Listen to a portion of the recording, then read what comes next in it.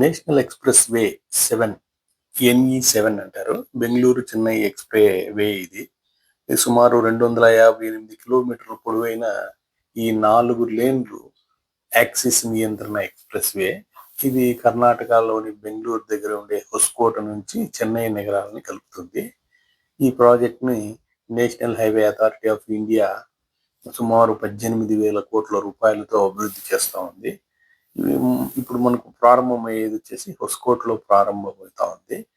ఇది శ్రీపెరంబూర్ చెన్నై మెట్రోపాలిటన్ ఏరియాలో ముగుస్తుంది.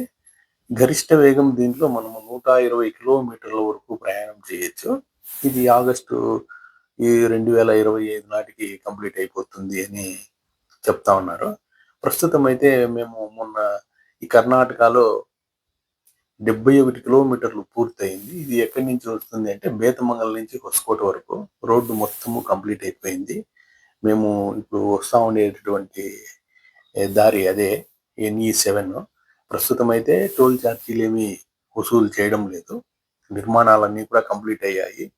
కాకపోతే అక్కడక్కడ ఉండే చిన్న చిన్న పనులేదో జరుగుతా ఉన్నాయి.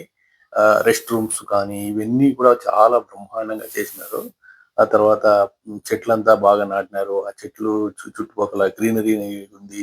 దీన్ని కాపాడే దానికోసము అక్కడక్కడ ట్యాంకులు కట్టి డ్రిప్ ఇరిగేషన్స్ ద్వారా నీళ్లు సప్లై చేస్తా ఉన్నారు. ఆ తర్వాత బౌండరీ వాల్స్ ఉన్నాయి రోడ్డుకు ఆ సైడు, ఈ సైడు. చాలా బ్యూటిఫుల్ గా ఉంది రోడ్డు కూడా. కాకపోతే ఒకే ఒక ఇష్యూ ఏమి అంటే దీంట్లో ఓన్లీ 2 లైన్లు మాత్రమే ఇచ్చినారు. 3 లైన్లు ఇచ్చినుంటే బాగున్నిను. అదొకటే. ఫ్యూచర్‌లో ఏమన్నా దీన్ని ఎక్స్‌టెన్షన్ చేస్తారేమో మనకు తెలీదు. చూద్దాము ఏమవుతుందో.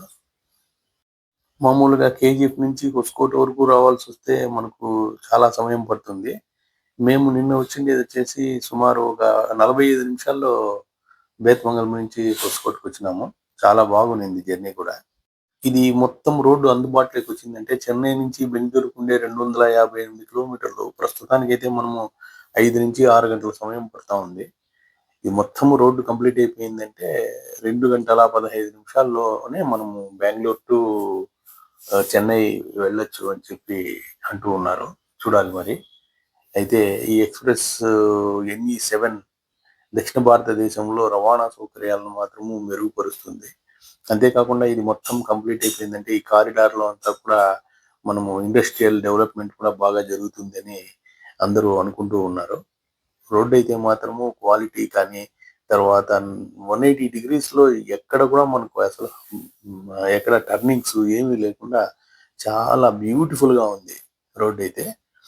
ప్రస్తుతానికి బెంగుళూరు టు కేజీఎఫ్ వచ్చేవాళ్ళు, తర్వాత బంగారుపేట పోయేవాళ్ళు వీళ్ళందరూ కూడా ఈ హైవేలోనే వస్తా ఉన్నారు. మనము ఈ హైవేలో వచ్చేటప్పుడు కోలారు ఎట్టి పరిస్థితుల్లో మనకు టచ్ కాదు. చాలా దగ్గర దారి. మీరు ఎవరైనా ఈ కుప్పం వచ్చేవాళ్ళు, వికోట పోయేవాళ్ళు వీళ్ళెవరైనా ఉంటే ఈ ప్రస్తుతానికి ఈ రోడ్‌ని మనము యూజ్ చేసుకోవచ్చు. చాలా అందంగా ఉంటుంది. గుడ్ ఎక్స్‌పీరియన్స్ మనకు మిగులుతుంది. Thank you. ఇంతసేపు మనం మాట్లాడుకునేది ఒకటో దశ ఇది కర్ణాటకలో ఉండేది. ఆ తర్వాత రెండో విభాగము రెండో దశ వచ్చి ఇది ఆంధ్రప్రదేశ్ విభాగంలో వస్తుంది. సుమారు 85 కిలోమీటర్ల పొడవు ఉంటుంది ఈ రహదారి నిర్మాణము. కాకపోతే ఈ ఆంధ్రప్రదేశ్‌లోని విభాగంలో ప్రస్తుతము 40% పనులు మాత్రమే పూర్తయ్యాయి అని అంటూ ఉన్నారు. ఇంకా 60% పనులు పూర్తి కావాల్సి ఉంది. ఆ తర్వాత మూడో దశ నిర్మాణము మనకు తమిళనాడులో వస్తుంది. ఇది మనకు 102 కిలోమీటర్ల పొడవు ఉంటుంది ఈ రహదారి. దీంట్లో వచ్చేసి మనకు 62% పనులు పూర్తయ్యాయి తమిళనాడులో అనేసి అంటున్నారు. కాకపోతే అరక్కోణము, వాలాజాపేట మధ్య మాత్రము విభాగం నేరుగా అభివృద్ధి చెందింది. ఆల్రెడీ ఆ రోడ్‌లో పోయేవాళ్ళు కూడా దీన్ని ఇప్పుడు టూ వీలర్స్ వోళ్ళు, కారోళ్ళు కూడా యూజ్ చేసుకుంటూ ఉన్నారంట. అరక్కోణం నుంచి వాలాజా మధ్యలో.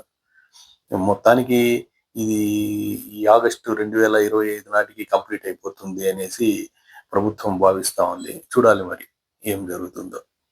ఇది కానీ కంప్లీట్ అయిందంటే మనకు చెన్నైకి తర్వాత బెంగుళూరుకు మధ్య దూరం చాలా వరకు తగ్గిపోతుంది. ఆ తర్వాత మనకు సమయం కూడా చాలా వరకు మనకు వృధా కాకుండా ఉంటుంది అని అంటూ ఉన్నారు. చూద్దాం.